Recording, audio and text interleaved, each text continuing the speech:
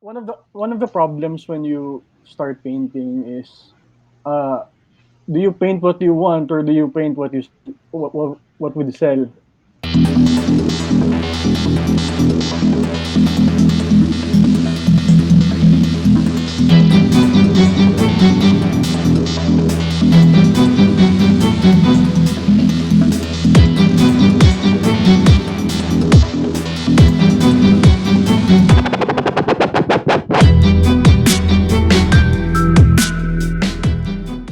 There are some other artistic ventures and entrepreneurial ventures that or interests that you've had in the past, di ba? Pero paano ka nag-landing dito sa ginagawa mo? Hmm. Well, unang-una, Jigs, kailangan mo ng good looks. Marami tayo yan. Marami tayo yan. Well, anyway, yun nga, dun sa mga nanonood, si Jigs na-meet ko back when nag-run pa siya ng parang bar dun sa Katipunan. So, I think that was more than a decade ago. More than a decade. 2009 ko binuksan yun eh. Oh, more than a decade ago, tama. Right. So, oo. So after that, doon ako pumasok with public service. Kasi kung wari, yung end goal ko talaga ever since was to paint. Yun talaga yung end goal ko. And yung painting is a tricky, kumbaga, calling kasi ayaw mong madiktahan with what you're going to produce. One of the problems when you start painting is, do you paint what you want or do you paint what would sell? Ganda niyan. So, Ganda yung sinabi mo. so magiging kang ka talaga, true to yourself o magiging kang sell out?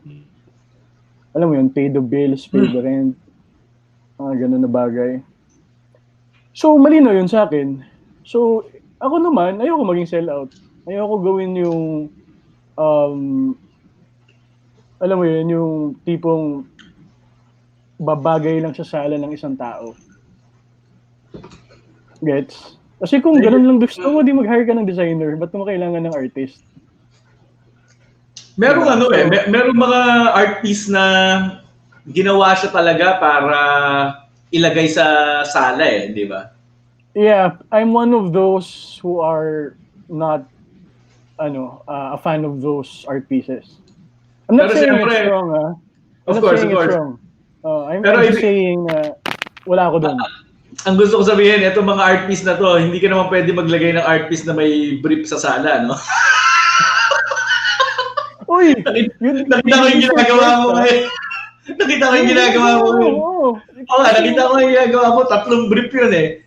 Kasi baka hindi lagay na nanay ko sa sala niya eh. May 3 brief, di ba? Tapos nag-entertain ng guests. So what I'm saying lang is, there are people na, alam mo yun, who are really serious about things na, I mean, may mga collectors na kasi ako throughout the years na mga nakasalamuha ko. Tapos, there are weirder pieces than mine na nakasabit sa wall nila. Correct. So these are the more serious people na, alam mo yun, may mga, tawag mo dito, nakabuka ka, nakalabas yung pekpek, tapos may mata na lumalabas dun sa pekpek. Alam mo yun, yung mga tipong ganun. So, I wouldn't call that extreme, pero hindi rin siya yung style ko. So more on the lighter side ako when it comes to the canvas paintings. Iban din pagdating sa paper. Pero anyway, I was very aware of that thing na, would I be a sellout? Would I do this for the money to keep on living, or gagawin ko siya for the sake of doing it, for the sake of doing what I want? Tapos, bahala na kung meron akong audience, kung meron akong market na makukuha by doing what I want. Kasi, what's the point in, alam mo yun, hindi ka komportable tapos ginagawa mo. Ba't ka pa nag-art? Diba? So, I had to be smart about it. So, I did not dive into it first. So, nung inuman days natin, I was in law school during those times. Correct, correct. Diba? Uh, uh, Naalala ko yun. pero, yun nga, naisip ko, mag-aaral ako for 5 years when I could use those 5 years in saving up money, I mean, doing work na, tapos saving up money, tapos making my safety net for when I decide to jump and become a full-time artist. So after that, luckily I applied sa Malacanang because I was part of the ano din naman campaign staff ni Pinoy Mhm. noon. Pero I had to undergo the process pa, tapos luckily na-accept ako dun sa communications department. So I stayed there for 3 years. After 3 years, being Nagenyo, um, tawag mo dito, si Jesse Robredo died. That was an 8th anniversary niya na actually. So, Oh, August recently, 18 yeah. siya namatay. 2 days ago. Yeah. 2 days ago nangyari yun. So, nung nag-crash yung plane niya, tapos elections came the year after, there was clamor for his wife, si Oh. VP Lenny ngayon, to Mm. run for office. So I quit my job sa Malacanang and then sumama ako sa congressional campaign ni Ma'am Lenny. Tapos later, na-absorb ako sa congressional staff niya. Tapos during those times, nakaipon ako ng konti. Mm. Enough to start a business. Na after yung government stint kasi, parang pag wala na yung administration, you all fall on your swords. That's the honorable thing to do eh. For people na coterminous with their bosses. So yun, we left government, tapos kasama yung isang partner ko, si Ali Sanggalang, right siya, ginawa namin yung Linya Linya. So Okay, so si for Ali was with you sa sa congressional group no, sa niya. Malacanang. Sa Malacanang. Ano, Okay. speechwriter siya ni Pinoy. So si Ali magaling gumawa ng mga one-liners, mga punchlines. Yun yung specialty niya. Tapos matagal namin na pinag-uusapan yun na gawin project. Pero 2012 lang namin na pull off. 2012 ba yun?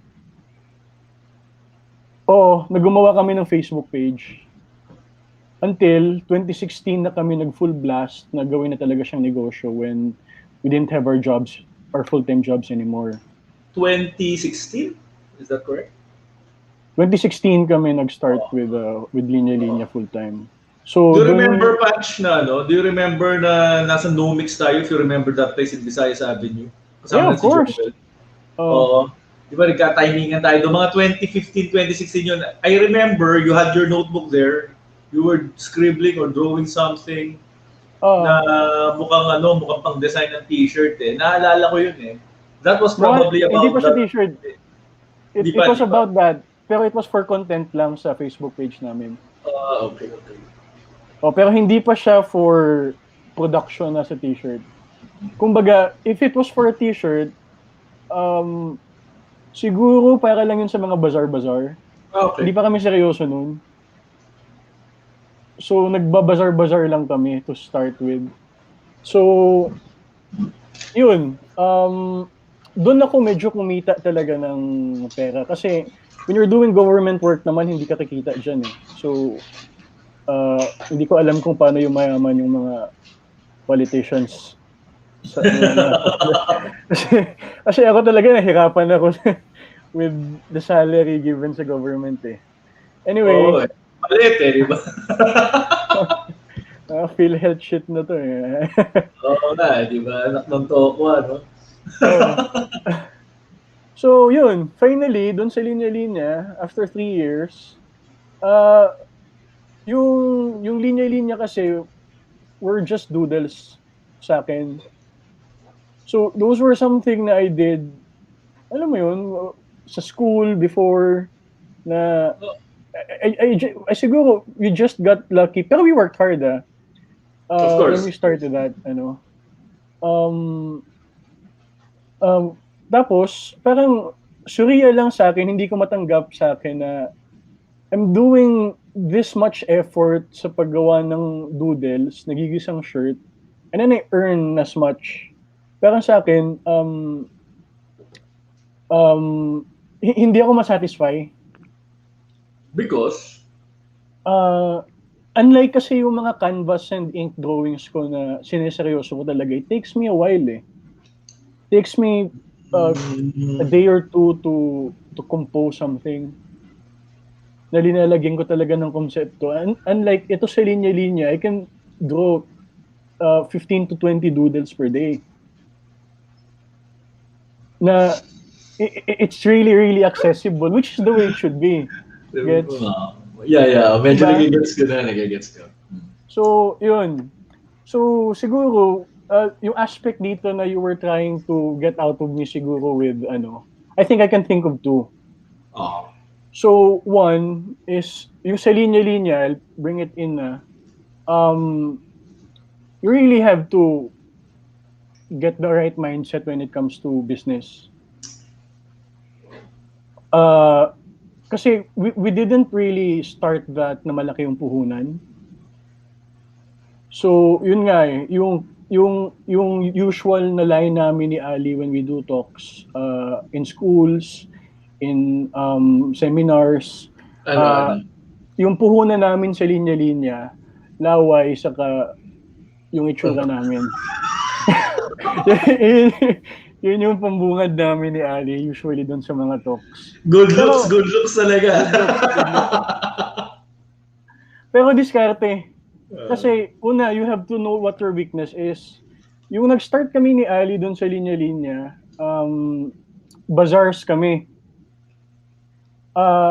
Yung nangyari, palaging sold out yung stocks namin. Tapos tuwang-tuwa kami, wow, sold out yung stocks. Pero after naman benta yung stocks, yung profit namin sold out din. Kasi, saan pupunta? Sa alak. Okay.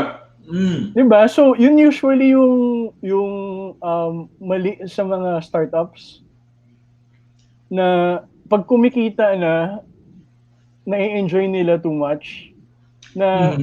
So, after siguro 2 bazaars, na-realize namin na mali ito eh.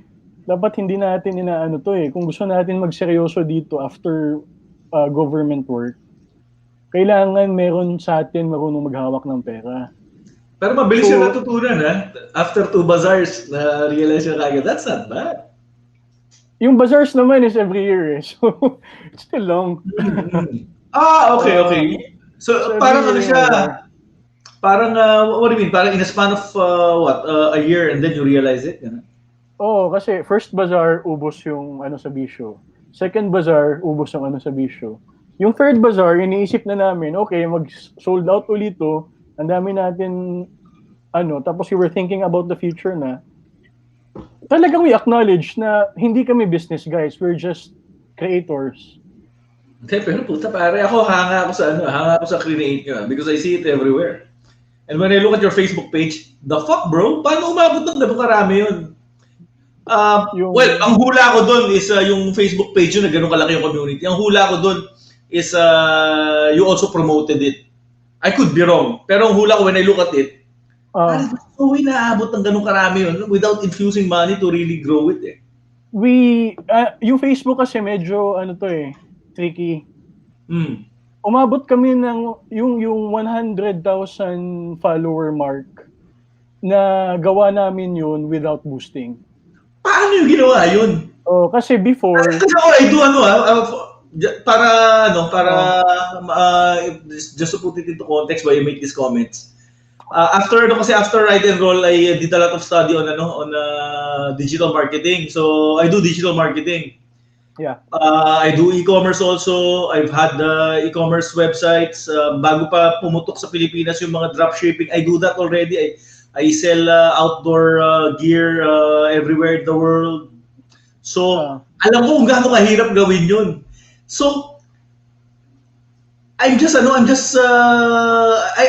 was pleasantly surprised nung chinek out ko and I saw how big the community was, bro. So, one, during that time, Facebook wasn't really big on spending on promoting. So they didn't have the boost option yet.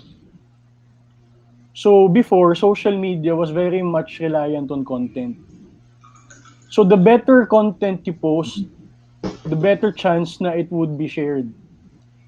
Tapos, yung pinaka magandang nangyari was, when we were putting out content that was getting shared, it was attracting na other social media handles that have big followings.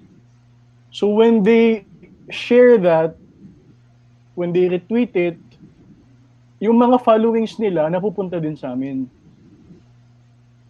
I see. Para yung, alam mo, building that from 0 to 100,000 without any spend. Without any spending.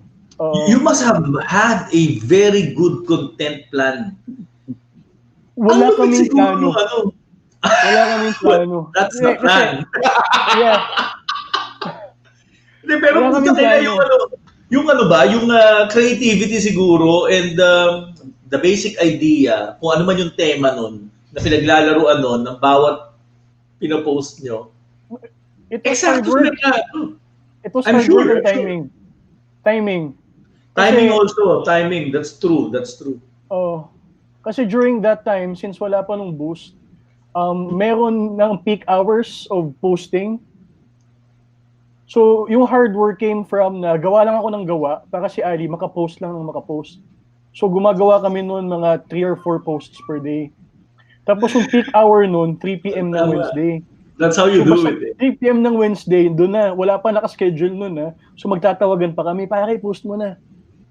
Tapos, pag meron mga trending content, mga trending sinasabayan namin yan. Kunwari, nag 82 points si Kobe Bryant, idadrawing namin si Kobe Bryant, gagawa namin ng fun. Hindi pa, kasi gets mo Yun nga pero gets nyo Panch Gets nyo paano gawin Yun yung social media. That's how you make things viral. Pero yung iba, alam mo yun, they come up with pages, pero they struggle because they don't get it Yung sa'yo, nakukuha nyo yung pulso, yung relevance at that moment in time in a way that is true to the brand, whether you were conscious with what the brand stood for or not Diba? Pero yung visuals pa lang, the way it is made, nagkaroon na siya ng brand properties. Kasi nagkaroon na ng identity. Diba? Nagkaroon na identity kasi identifiable diba? Yun din yung importante, dapat consistent kayo with everything. With how it's written, with how it looks, with how it's presented. So yung boses saka yung itsura niya dapat consistent. Yun naman yung strength namin ni Ali. Pero yung e-commerce, yung e-marketing, we learned na lang along the way. Pero the thing siguro we were very strong at was creating content. And for yung listeners mo, viewers dito sa podcast nyo, yun yung rule number 1, content. Content that people can relate. Content is key. So, anyway, moving on. These things na natutuhan ko sa Linya Linya, alam mo yun, so it got me a bit of savings na when I realized na gusto ko mag full-time art, nakuha ko na yung mga learnings na I did from a business standpoint. So, when I realized na I'll do art na for full-time, meron na ako ng savings that would last me enough na hindi ako madidiktahan ng mga kung sino man nabibili or gustong So, kumbaga meron na akong konting edge na pwede na akong tumanggi. Na I don't have to... Are you still single or are you married now? Do you have kids? No, I have a girlfriend. Okay. Sige. Alam mo, the reason I ask kasi I noticed, because Etong ito na notice ko sa we're talking about the call of the calling, yung the pursuit of passion. What I noticed also is the less responsibilities you have, because having a family is a responsibility. Having kids, having a family to provide for.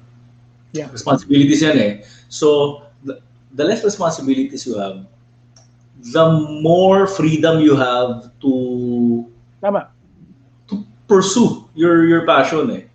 Tama. So it's one thing. It's one of the things na I look at also when I talk to people who do things that are interesting, diba? Kasi siya eh, napakalaki niyang factor, and if there are people na na have responsibilities at pinagpipilitan nila yung yung interests nila that may or may not be financially viable, I also ask kung paano na ginagawa. Diba? Hindi ako right person to answer that. Kasi rock and roll pa ako ngayon eh. Correct. Pero you're a very good example for people who would like to listen, especially the young ones. Because the problem with the young ones is hindi nila naiisip yan. Meron silang gusto. Ako, I'm a very good example naman of someone na had a lot of interests kung saan all over the place. Pero at the same time, hindi nagplano. My whole, if you're rock and roll now, pare, my whole life is rock and roll.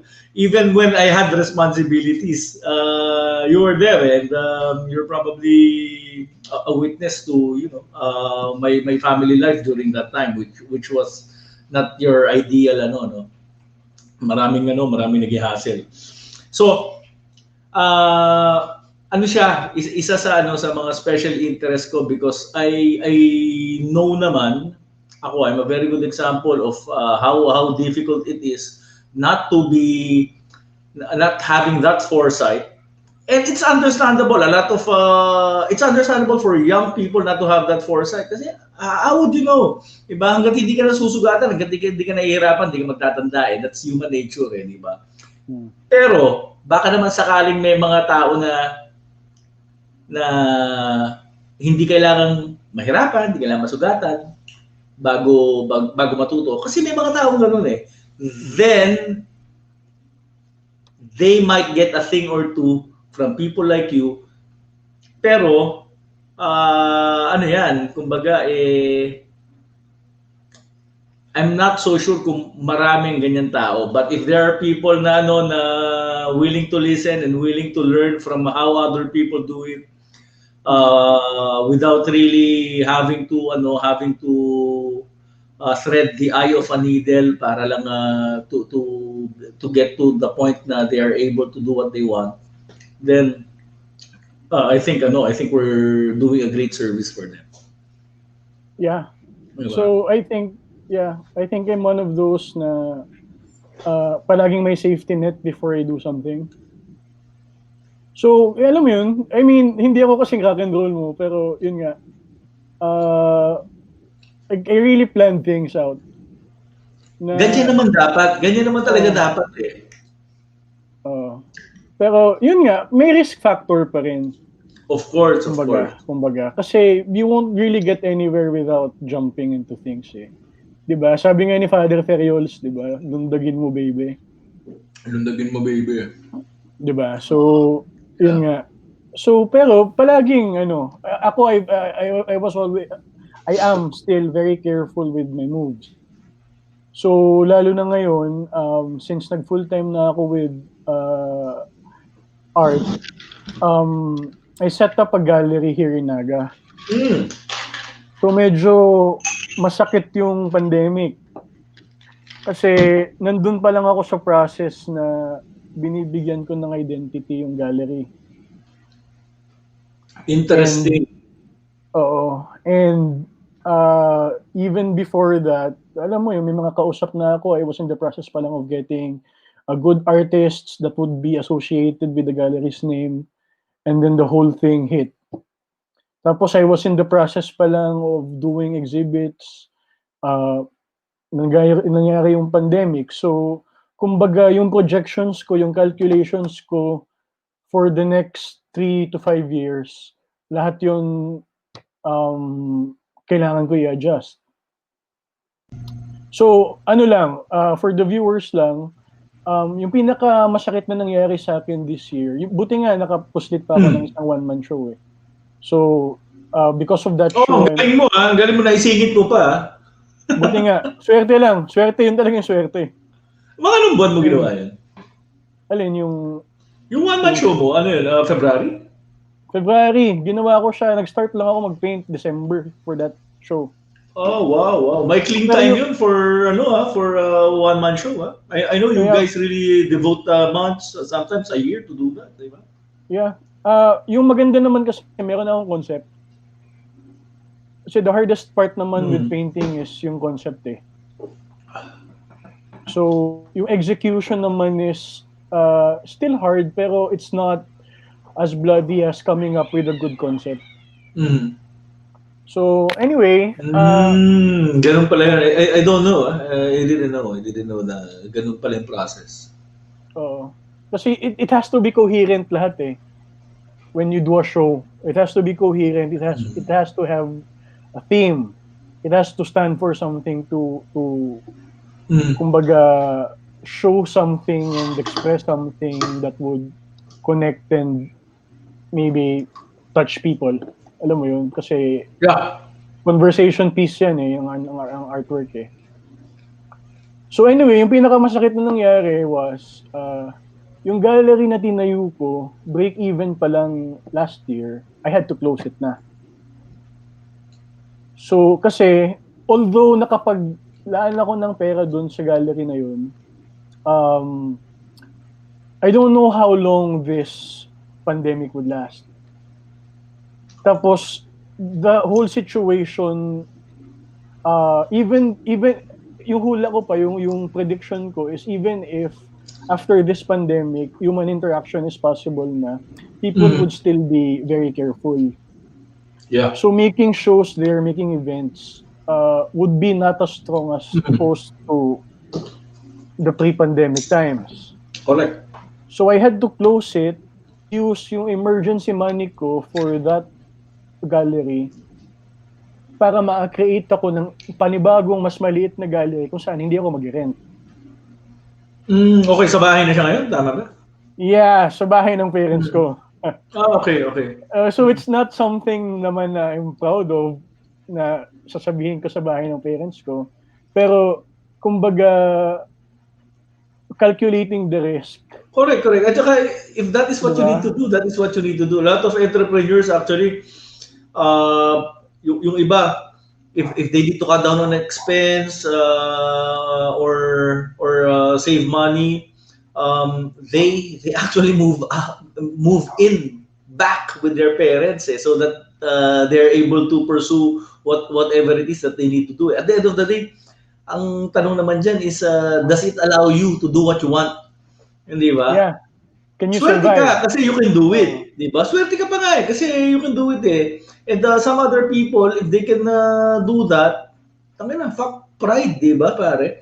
If you can do that because at the end of the day, what matters is your courage to pursue what you want with whatever means is possible, di ba?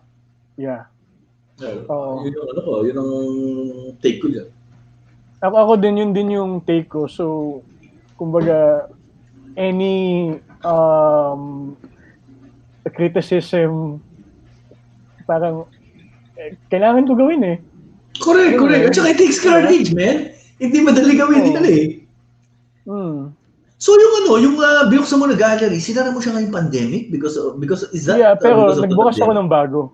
Oh, yeah. So kumbaga, I had to spend much to save in the long term. So at least ngayon, hindi ako naghahabol ng rent. At least ngayon, yung emergency fund ko is, it's not cash, pero it's still there. Alam mo yun? Kumbaga, buhay ako even for a number of years. I don't need to worry about it. And yun nga, dito din papasok yung part na sinasabi mo about responsibility na wala akong family na sinusupport. Kumbaga, the most I'm doing is paying electricity and water bills. Correct. Diba? And that is the time to take risks. Exactly. And yun nga, yung aanuhin ko din, yung kagandahan naman with this is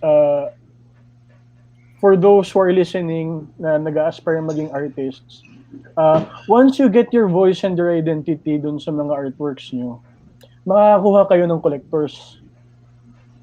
Kasi once you become consistent na with producing and putting out your own art there, people would start to follow eh. And when they start collecting, they don't think about the price. Yan yung gagandahan naman with art. Kasi yung market mo, mataas. Correct. And in some way, hindi sila as affected compared sa middle class and other classes. Okay, so do you think art is elitist? Itong scene na to? Depende naman siya kung anong gagawin mo eh. Kumbaga, ako I wouldn't call it elitist eh, kasi siguro in purchasing something, in purchasing siguro paintings, you may consider it as that. Pero in terms of interaction, in terms of being influenced by it, I don't think meron certain elitism dun sa part na yun. Diba? Kasi you don't, alam mo yun, parang for you to be affected by art, you don't need to purchase one eh. Correct. Diba? So, siguro, luckier lang siguro yung nakukuha, yung nakaka-affect sa kanila. Pero it's not correct to say na pangmayaman siya. Hindi, yeah, it's not correct to say na pangmayaman siya. Yun yung ano eh, yun yung gusto kong tumbukin eh. Kasi these are these are questions na madalas ko na-encounter when, pag nakipagkwentuhan ako, di ba? Kasi yan yung mga hilig natin eh, di ba? So, yeah. Ano yan? So, yeah, isa hindi sa mga siya pag-uusapan eh. Oo. Yung art collecting is hobby ng pangmayaman, pero art appreciating is not at all. Art appreciation is not at all. So, magkaiba yun. Maganda yung sinabi mo. Ano yan, I think we had to differentiate those two things. Oo. So, yun. So far, yung okay naman sa nangyayari is I have a new gallery na I don't pay rent. I have a new space where I can just create. And yung mga collectors ko are still contacting me if they want some artworks commissioned. So in a way, I was still safe about it when it came to the pandemic and stuff. Kasi I made really good relationships who, really cared and really liked what I'm doing. To the point na they think about supporting me pa rin. Lalo na during these times. Correct. Panch, I'm interested to know how to run an art gallery. Paano siya? Paano yung yung business side nun? Paano siya nabubuhay? Yung sa Manila, 50-50. So, kumari, ako yung artist. Nag-present ako sa kanila, gusto ko mag-exhibit sa inyo. Nagustuhan nila yung works mo, tapos nakita nila consistent with what they're showing dun sa gallery. So, gagawa ka ng paintings, papakita mo sa kanila, magbibigay ka ng presyo mo. O sabihin natin, yung price mo is 25,000. Pagdating sa exhibit, papatungan na nila yan ng 50%. So, yung price na ng painting is 50,000. So, that's how they profit. Tanong, how often do you have shows? Ano dapat yan? I assume tuloy-tuloy dapat. Kasi kung di tuloy-tuloy yan, how will you make money as a gallery owner? Yeah. So, yung sa Manila, yung the bigger ones, they have separate rooms and separate schedules. So they can accommodate a lot of shows, a lot of artists, and a lot of time periods. So kung Tinatanong ko siya, pero wari, Panch, singit ko lang, natatawa ako kasi habang tinatanong ko siya, naalala ko. Alam mo kung naalala mo, ang Ride and Roll Art Gallery yung second floor nun. Kaya nga. Nagkataon lang, interest ko itong mga bagay na to eh. So, pero admittedly, nagsara nga yun eh. So, I just ran the thing without really knowing how to run a business during that time. So, that's how you learn eh. Pero in my case, pare, it was a very painful learning. It was a very painful learning experience. Ang dami nangyari doon. Di ba? Mapag-uusapan na lang natin yan kapag nagiinuman tayo sa labas kasama si Joel. Not in the podcast. One time, when all of this shit is over, let's get together. Pero going back to to what you were saying, dito sa running an art gallery. Hindi imagine ko kung paano ginagawa eh. So, kailangan every month meron kang... Kailangan, tuloy-tuloy. Tuloy-tuloy dapat. Meron naman mga gallery sa Manila na yung patong nila, mga 30% lang. Para hindi mabigat sa artist. Kasi, syempre, mas nakikater nila yung, yung base na kaya i-afford na 30% lang yung patong. Correct. Diba? So, ganun pala yun. Ima-mark up mo lang. So, fair din yung mga markup nila kasi they pay na rin for everything. The venue is really nice. Yung mga nagpa 50%, the venue is really nice. They have their own networks. So you don't need to worry about marketing, about sales. Tapos, during the opening, yung formal opening ng exhibit, sila na nag-cater. So malaki din yung linalabas nila. Kaya fair din na ganun yung presyo. So yun, pero interesting. Ganun nga yung pamamalakad. Pero dito sa akin, markup ko lang is 30%. Kailan mo binuksan yung gallery mo, yung original, before you close it down? When did you open it? June last year. Tapos, how did you get your artists for the gallery? Yun din, social media. Nasa yun, di ba? Nasa Naga, tama ba ang understanding mo? Oo. Marami bang artist sa Naga? Ano? Marami bang artist sa Naga? Maraming grupo. Kanya-kanyang style, kanya-kanyang politika. So, yun, hahanapin ang art community. Daming away dyan. Iniiwasan ko nga eh. Alam mo yan, nung nagiinuman tayo. Yung grupo, may... Tsaka alam mo, yung experience ko doon, when naging may mga hindi man magandang experience for myself sa when I operated Ride and Roll Diner. I look back in fondness when I think of all the friends that I made and all the nights na nagkikwentuhan lang kayo, nagkukulitan, minsan pag nasa food, nag-share ng mga personal na na mga istorya. Pero natutuwa ako sa mga nakilala ko sa Ride and Roll during that time. Naalala mo ba na pinag-perform pa natin yung mga, I think cousins mo yun eh. They were doing Beatles songs. Oh, my brother. Brother mo! Pare, hayop yun. Astig yun. Naalala mo yun, di ba? Beatles di ba? Na siya? Chef na siya ngayon. Really, ha? Where is he based? Dito din, pero siya online.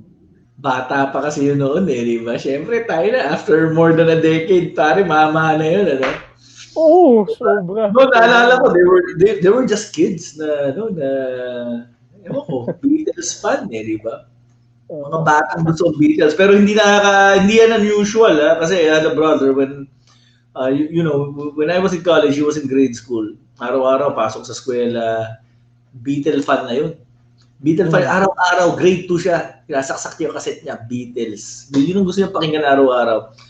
Ngayon, mga mama na kami, matatanda na kami, ang paborito niya, Oasis. Hindi nakakapagtaka, di ba? Beatles o Oasis, hindi nakakapagtaka eh. Di pa parang kinopya lang eh. Anyway, buti hindi pa nag-orange and lemons yun. hindi masyado trip. Hindi masyado trip. Orange and lemons, Oasis yun, di ba? Oo nga, puta. Kopyang-kopya, di ba? Kopyang-kopya. Ulit eh. Anyway, so anong perspective mo ngayon na nandito tayo sa ganitong situation? And as far as your painting career is concerned, kasi hindi natin alam kung gaano katagal pa to. Paano mo siya ipopropagate? How do you intend to at least still continue doing what you want to do? And syempre part din is having shows.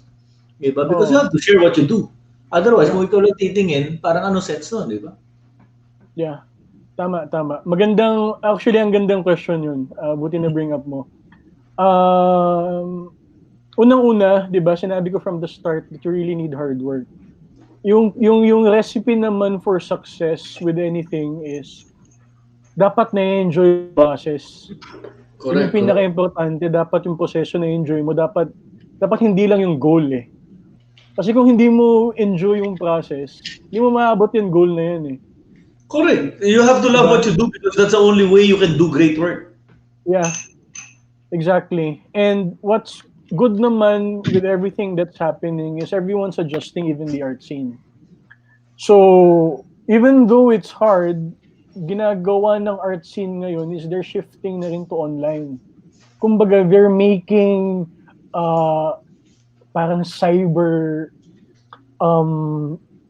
what's the right term? Parang cyber spaces for yung gallery nila, ginagawa nitong digitized na pwede kang mag-tour. Wow! Para siya virtual reality, pare. Virtual reality. Virtual exhibit. Actually, ang galing ipa-plug ko na. Meron akong show sa Secret Fresh, Big Boy Cheng. Alright, brother! Wow! Tayo na, pare. I'm so happy to hear that, So virtual online show so Secret Fresh, September 9. Send me the link kung may mga promotional material. I will post on my page para mai-promote ko, matulungan ko rin. I'm looking forward. Sige. Sabihan kita. So, may adjustments. Tapos meron mga ginagawang initiatives din yung groups to make contests online.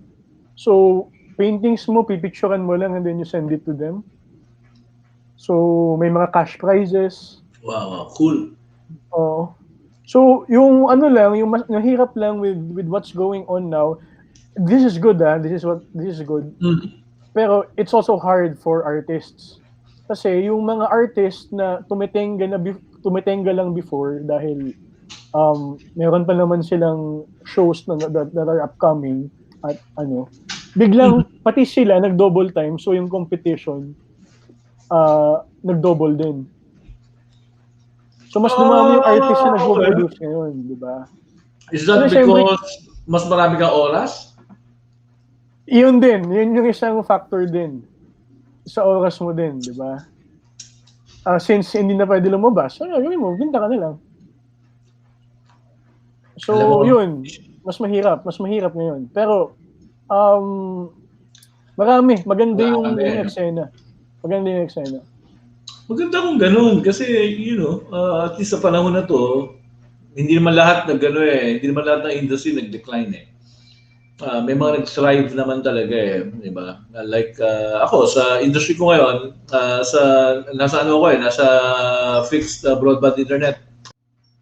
Sa amin, maganda yung negosyo kasi internet yan eh. Tumaas yung demand eh.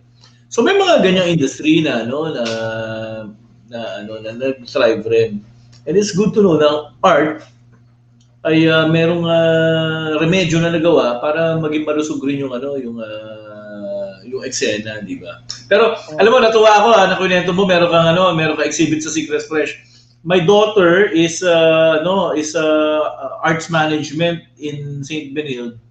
Tapos alam niya yung Secret Fresh, all those things. College na yung daughter mo? Yeah, my daughter's in college, graduating na nga eh. Wow, talagang that so, ikikwento ko sa kanya na may exhibit ka doon so that we can watch it together. I don't know kung naalala niya pa ako kasi nakakasama natin. Naalala mo yung mga panahon? kasi bumababa. There was a time we lived in that place. Yung second floor became our residence for a time. Alam mo, pag nagnenegosyo ka, the thing is with entrepreneurs,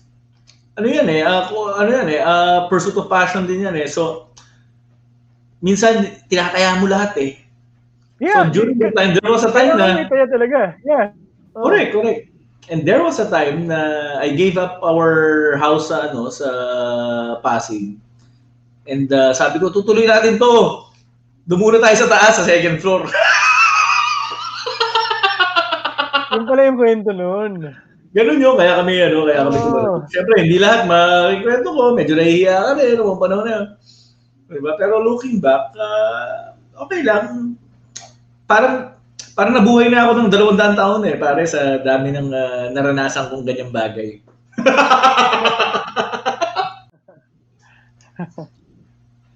Pero Jigs, really nice to hear from you. Masaya ako nag-reach out ka.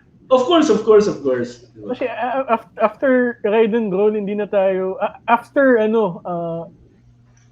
yung no mix. That was the last time. That was the last time.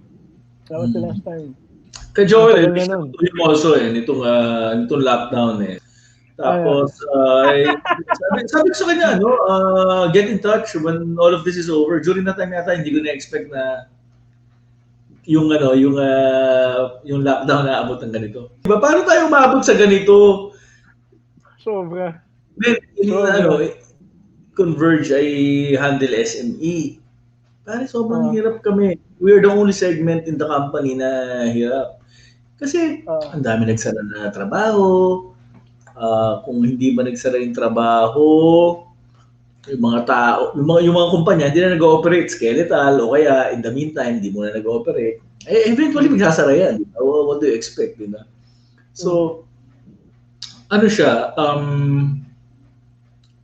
the way we're handling the situation is not is far from what you would expect eh. Diba? Siyempre may minimum expectations ka. Hindi ito minimum expectations mo, diba? From a irresponsible government. Ang baba na expectation eh. Hindi pa na siya na fulfill, diba? Yeah. It's disappointing. Disappointing and frustrating are not accurate. Are not enough to describe it. Eh. What can you expect in the next few months, in the next year? It's hindi naman scary. Although for some people, I can imagine it's scary kasi kung nawalan ka ng trabaho, nakakatakot na yun eh. Alam ko yung pakiramdam yan eh. May trabaho lang tayo, di ba? So hindi tayo masyado napaparaning. Pero if you were one of those people that lost jobs because of what happened and how it was managed, pare, this is one scary shit. 45% yung survey, di ba?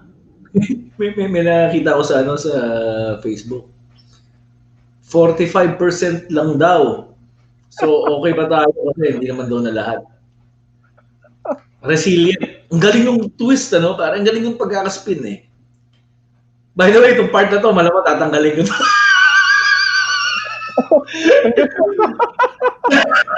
May anti-terror law na, baka terorista tayo eh.